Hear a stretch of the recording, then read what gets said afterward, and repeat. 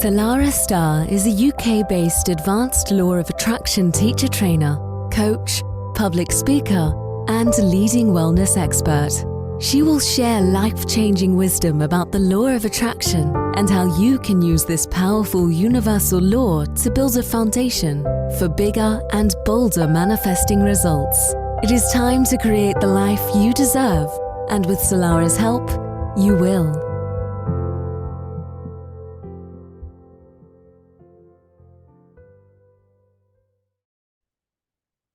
How to break free from cookie cutter techniques to illuminate your true creative path in manifesting. Welcome, everybody. I'm Salarah Starre, your guide to navigating the beautiful and complicated world of manifestation. As a law of attraction coach, I've had the absolute privilege of helping countless people across the globe master the art of manifestation and transform their life. Thank you so much for taking the time to connect in today.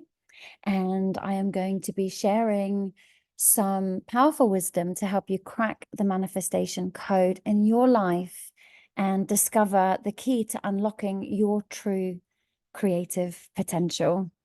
I was in London last weekend, and I know a couple of you listening joined me there live, and it was so beautiful to meet you. And that is actually what's inspired the podcast episode today.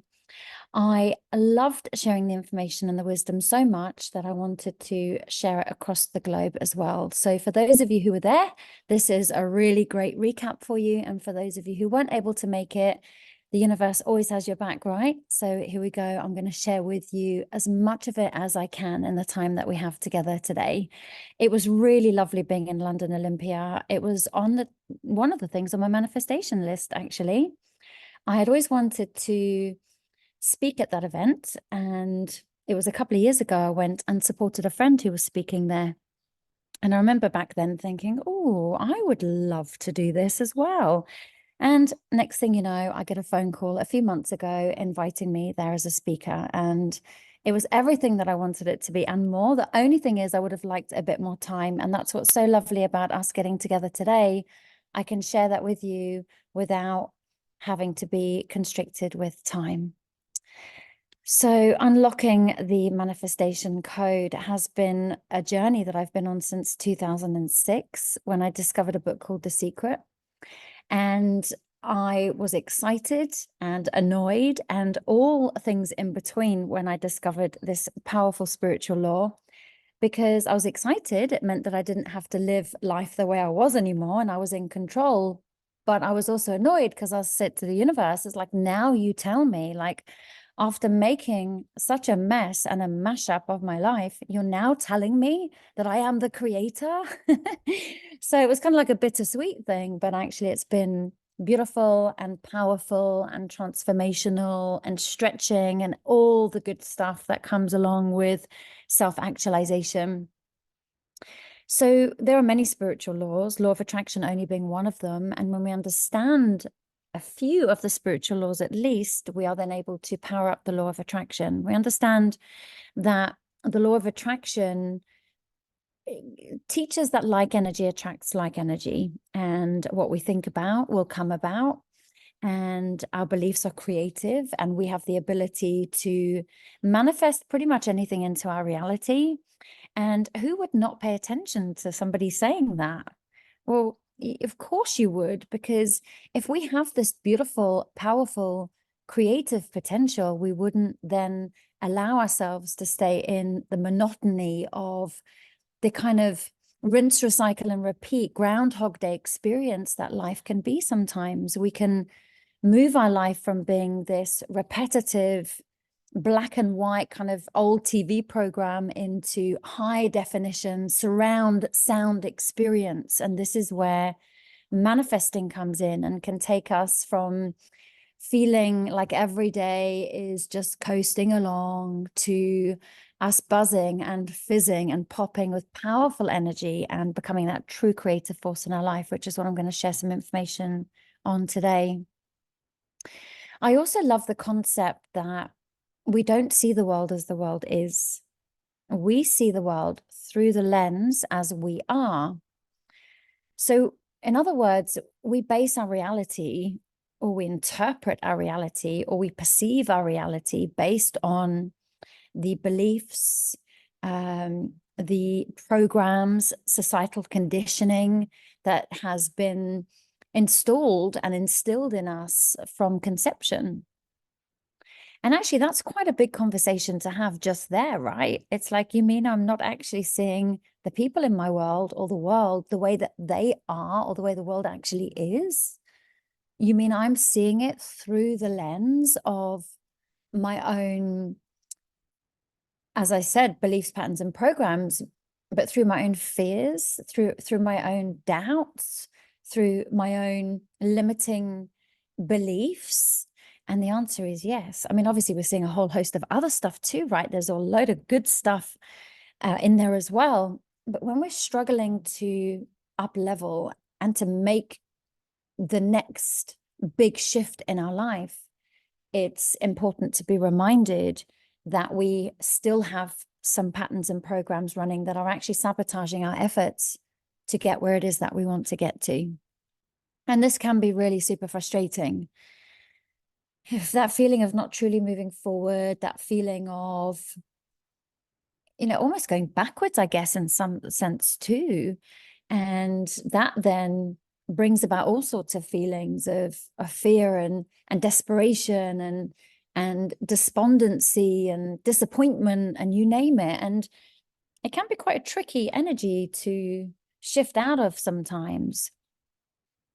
So we might show up and do all the things that the books, the YouTube videos, they tell us to do, but we may not really see results in our world. In actual fact, there might be times when we get the opposite of what we want, if we get what we want at all, or if we do get what we want, it seems really difficult, it seems troublesome, it seems to take forever, it seems really hard work. So by the time we have created that thing that we want, we're wrung out like a sponge, our nervous system's fried, and we don't really get to enjoy it. So this then brings me on to a conversation about our energy, our energetic structure. And this, I mean, there's lots of reasons why we may struggle with bringing some of our manifestations into fruition, but what I'd really love to explore today is our energetic structure being one of the key reasons. So in order to really move forward, we need to understand the significance of our energetic structure. But first of all, let's look at everything. Every aspect of our existence follows some kind of structure. So some things are tangible, right? Like the phone or the computer you're listening to this on, the sofa or the desk, your car. We have tangible structures, the building you're in. Well, there are other structures that are intangible, so we can't actually see them. It doesn't mean to say that they're not there, though. So like the storyline of a really good movie, or our daily habits, or our kind of, I was going to say something similar to daily habits. So there's loads of intangible structures. When we have a plan in our head and we have a sudden creative idea and we see something that we're able to and willing to and want to bring into manifestation, that's an intangible structure as well. This then brings me on to the conversation of what I learned when I was studying the Kabbalah, but I also heard the same information in many books and loads of other sources too, is that we are mainly made up of energy. So me, Salarah, and you are 99% energy, and we're only 1% physical matter. And I had somebody messaging me on Instagram the other day asking for some more information on this, and there's so much information in the Kabbalistic wisdom, and it's absolutely fascinating. There's a beautiful book by one of my favorite authors called True Prosperity and How to Have It All, basically. And it's like, okay, something like that really piques my interest. And it's by, like I said, Yehuda Berg, and it's a fantastic book. And that really explains a lot of the kind of fundamentals of creation and manifesting and what stands in our own way. So today, In today's episode, we're going to be focusing on the non-tangible, the 99% energetic structures that play a significant role in creating the results we experience. Now, we're always getting results, right? We may just not be getting the results that we want, but we're still getting results. And it's not of a case of, I can't do this. It's like, right, universe, show me how I can make this shift. So with our energy field being 99%, it is alive, it is fizzing, it is buzzing, it is popping. And there's all sorts going on simultaneously.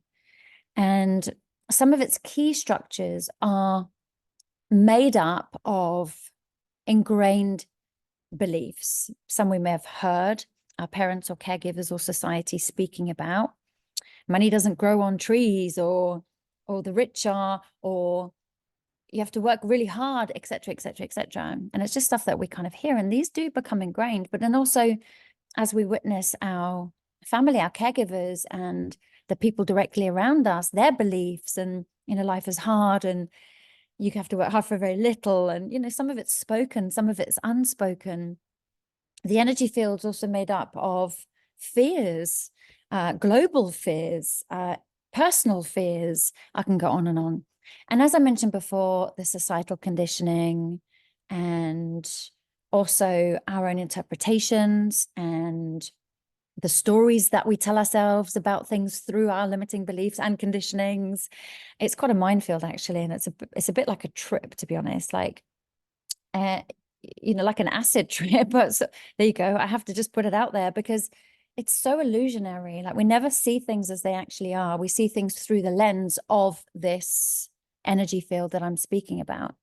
But also remember, we also experience lovely things and great programs running, like we are beautiful or capable or lovable or whatever it might be. We pick up those as well.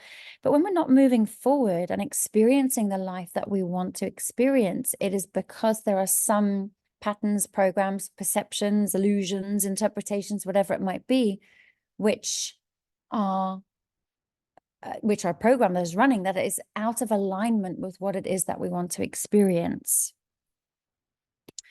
Now, one of my mentors, he often says our energy is the currency that we bring to the world. This is Christoph Melchizedek. I studied under him a while ago. He's really great at creation and manifesting and energy work. Our energy is the currency that we bring to the world. So that 99% energy that I'm speaking of, that's the currency that we are bringing, and we will match and attract and see and create that of which is like itself. Then another one of my favorite manifesting teachers, Andy Dooley, he says, feeling first, manifestation second. So this 99% energy is a feeling body. It's a sensory body. It's a living, breathing, intangible force, which is interweaving and interplaying into every aspect of our experience. And if we can get this energy field, or at least the part of it that we want to create a difference in a certain aspect of our life, in alignment with where we want to go, then that's when we start to see results, great results as well. Some even better than what we could imagine, actually. So with that in mind, it's really important to remember that the energy we come from determines where we are going. So this 99% is the energy we are coming from. And then that determines the energy that we then put into our manifestations, and then determines the results that we receive as a result of that. So these play a vital role in guiding our manifestations. But most of the time, we're not even conscious of it. We convince ourselves in one way or another based on the illusions, but we're not necessarily awake and conscious of the energy that we are coming from. And we wonder why we get results that weren't in alignment with what it was that we intended. It's because the energy is the currency that we bring to the world. So this energetic framework, it dictates, as aforementioned, so it's good to recap, how we see the world, which then influences our thoughts. Our thoughts then influence our emotions. Our emotions then influence our actions, and our actions determine outcomes we experience. So this all kind of like molds our experiences and the outcomes that we receive. So when our desires, unbeknown to us, I might add, stem from a foundation of fear, so instability, insecurity, or some kind of need, which is similar or the same, or greed, or I think I've already said insecurity, but these lower vibrational energies, they are imprinted in your intentions. And that's what impacts the outcome of your manifestations and the results that you receive. Because remember, you're always going to get results. It may not be the results that you want. And that is because the energy that we're coming from is determining where we're going.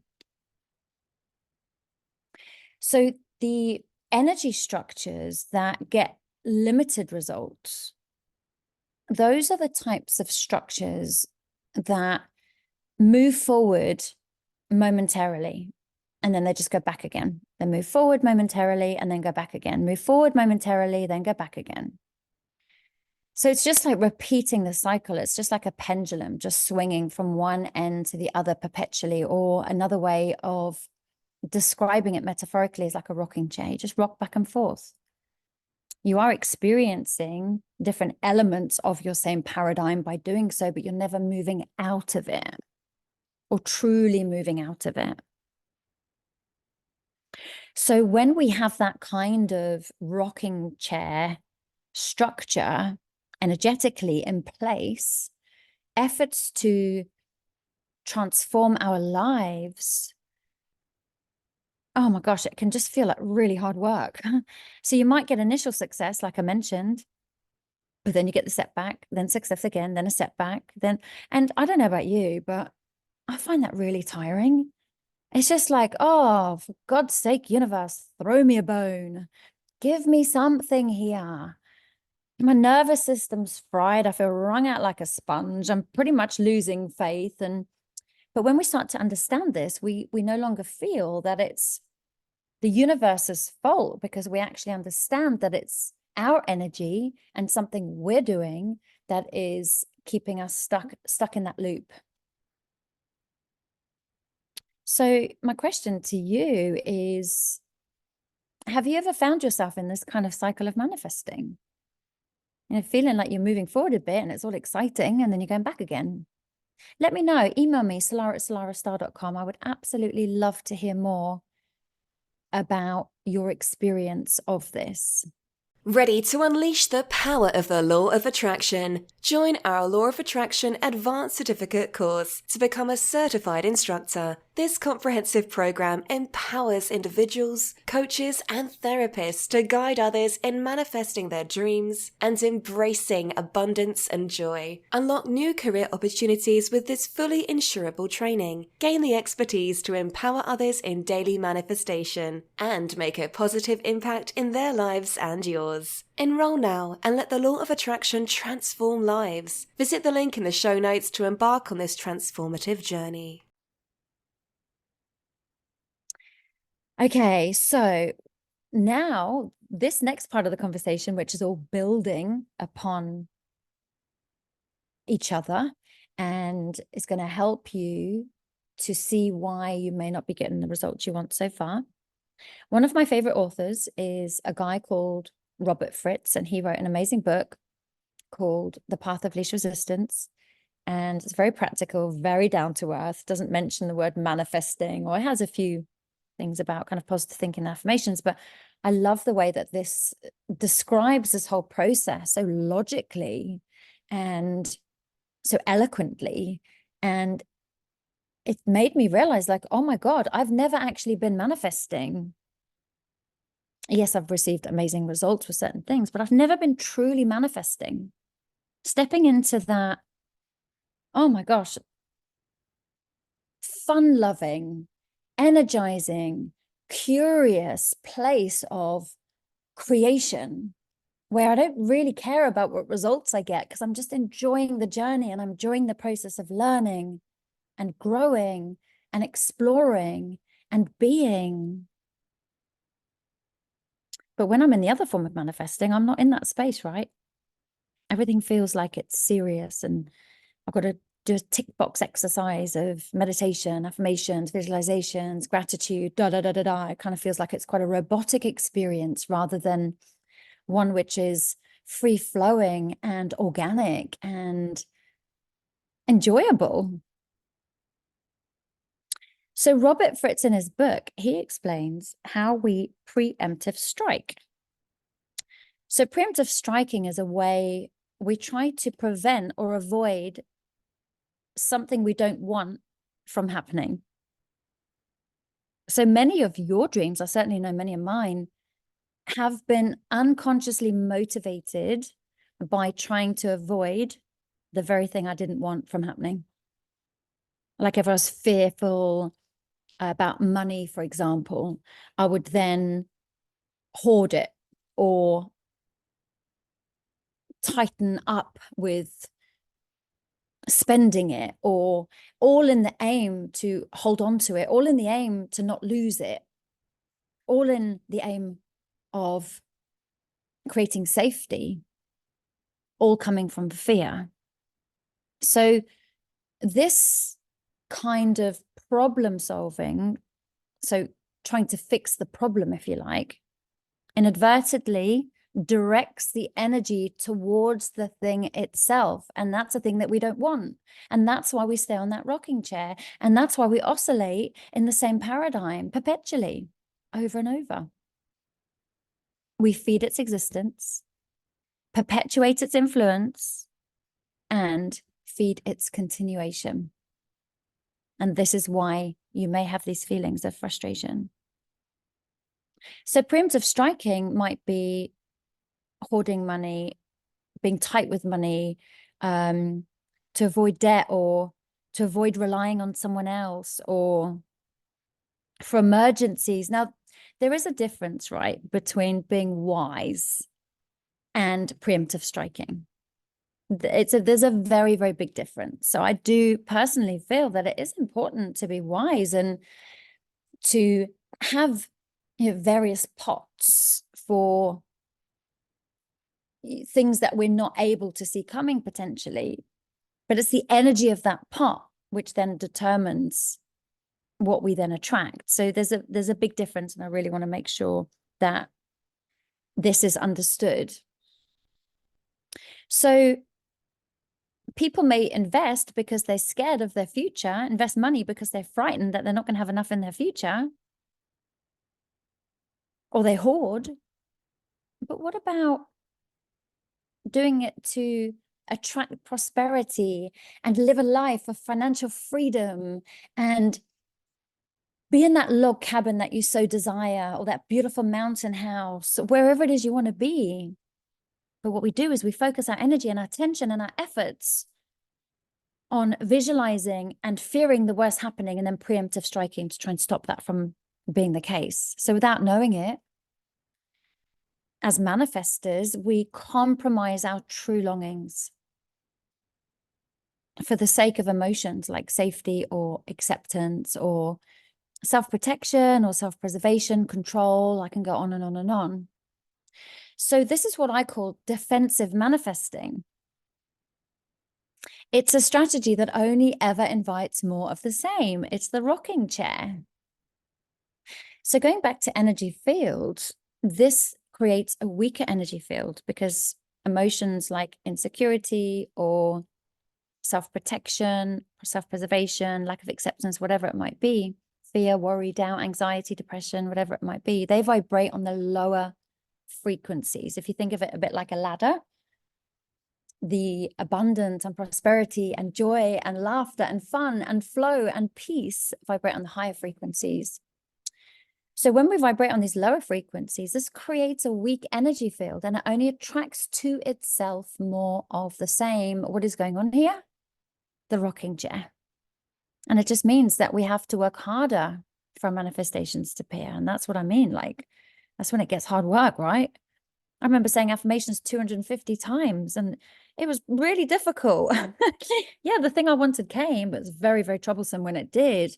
Oh my word.